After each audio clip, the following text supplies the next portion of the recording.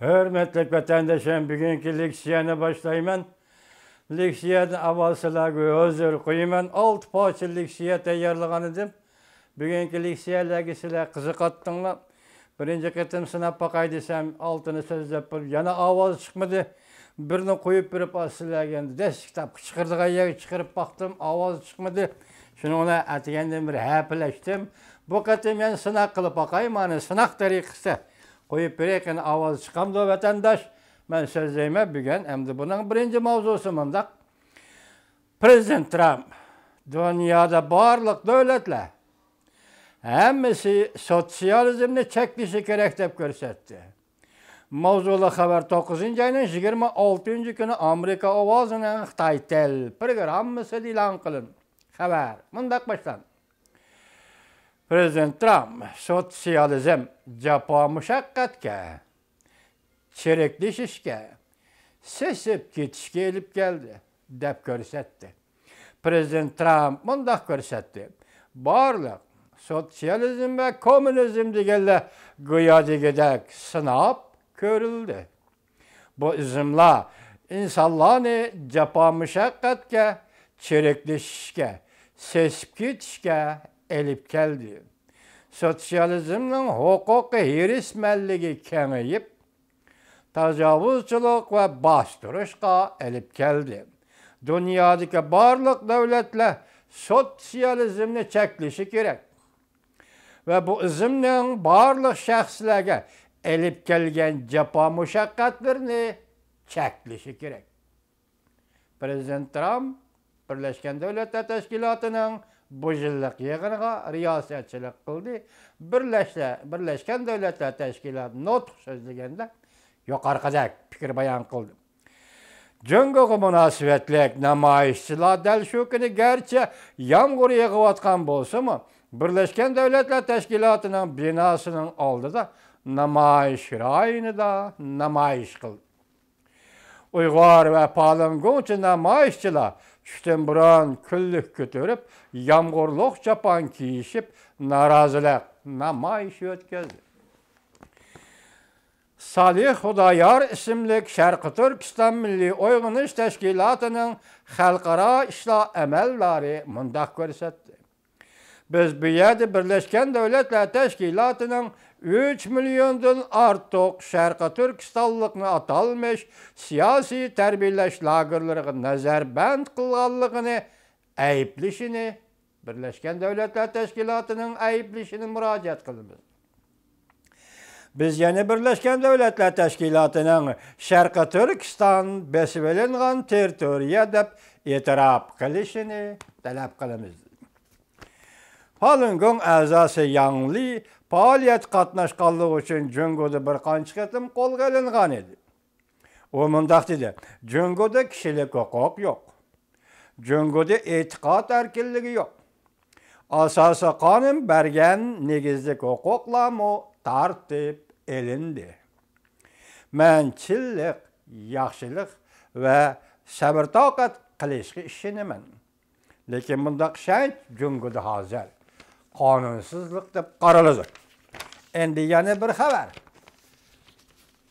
Biz o'tganda Nur Bakri to'g'riliq so'zlagan edik, shuningga munosabatli xabar. Diqqat vatandoshim.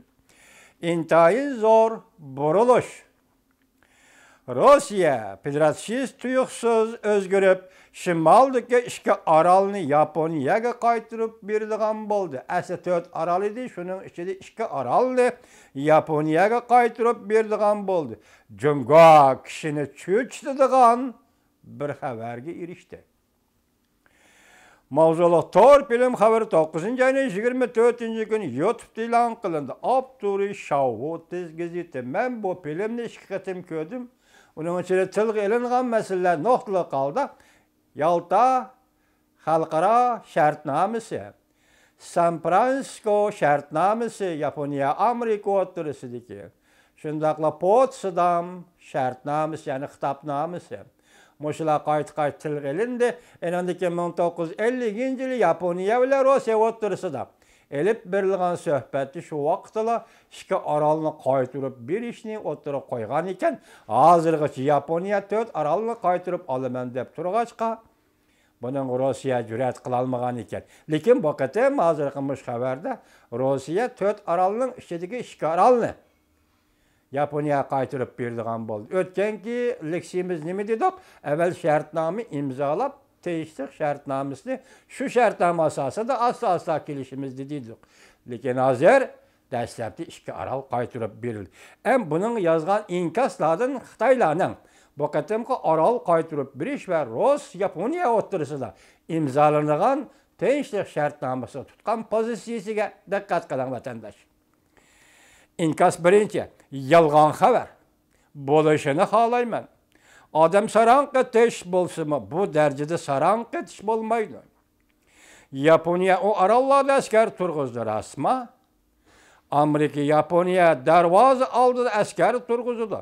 Rossiya Federatsiyasi halok bo'ldi. Prezident Vladimir Putin mushundaq ahmoqmi? İnkas ikinci, kelishim imzolasa hozirgi holatning paktiga olinishdan darak berdi. Yapon pakarlari buni ma'quldanda oxirlashmagan urush holatini saqlab qolish, ya'ni Yaponiya bilan Rossiya o'rtasidagi urush holatini saqlab qolish Jungo uchun eng yaxshi ish edi.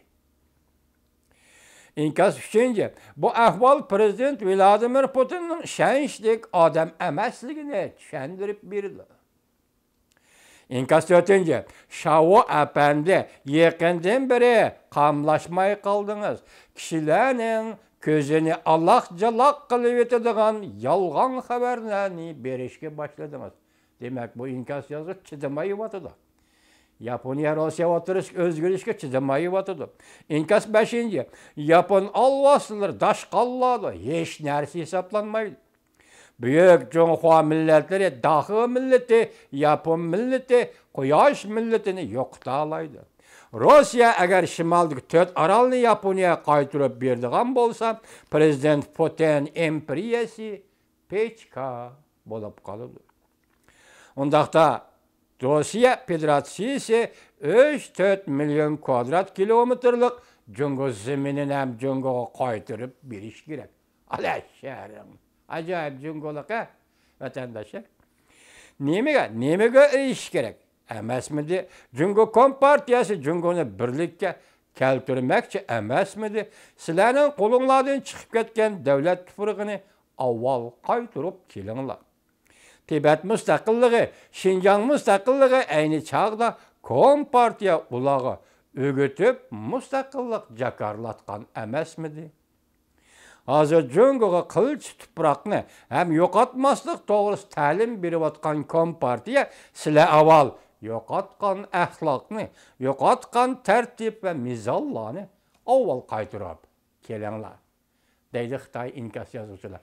Mana so'zlab sizlar qo'yib baqay, ovoz chiqamdi.